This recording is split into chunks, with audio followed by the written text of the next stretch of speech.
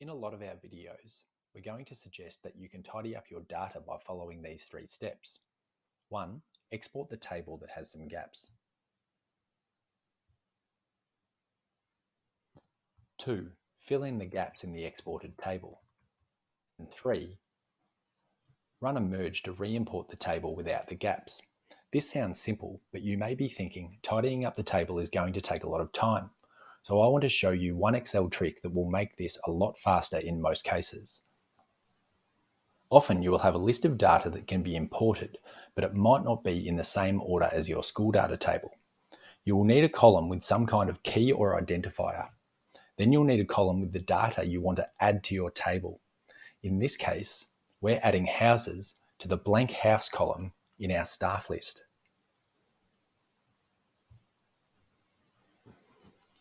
The function we're using here is called index match. We always start a function or formula in Excel with an equal sign. So type equals followed by the word index and open brackets. Every function starts and ends with brackets. Excel tells us that it wants us to show it where to find the answer. In this case, I have pasted our answer table over here in columns AA and AB. So ensure that before you try to save and re-import or merge this table, this staff list, make sure that you have deleted columns AA and AB. In this case, we're going to find our answers in column AB. So highlight column AB and press comma. Now Excel wants a row number.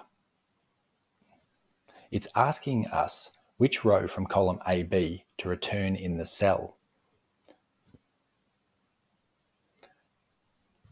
We want Excel to match the row that the code Adam L lives in.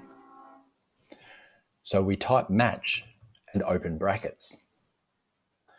What value are we looking up?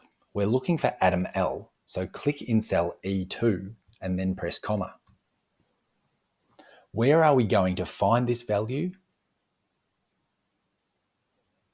In column AA. So click at the top of AA and press comma. Now, if we want an exact match, which we do in this case, press 0 and close the brackets. You've closed the match brackets, so now close the index brackets. And we'll head back over to our staff list. Now hold down Control and Shift and tap Enter.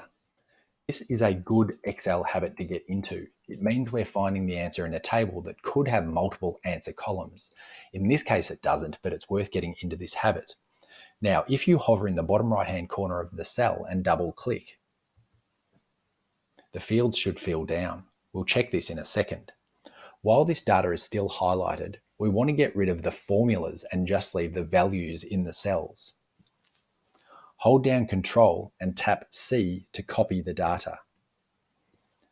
Now hold down Alt and tap H, followed by V, followed by V again to paste values in place of the formulas. Check that there are now house values in all of these cells. You'll notice that this cell here has an error. That's because no teacher allocated doesn't have a house because they're not a real person. So delete the NA that's in this cell.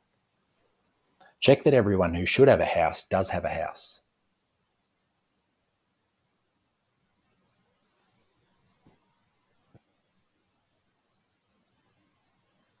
Remember to delete columns AA and AB. Then you can save this file as a CSV and use the merge function covered in other videos to re-import your more complete teacher table.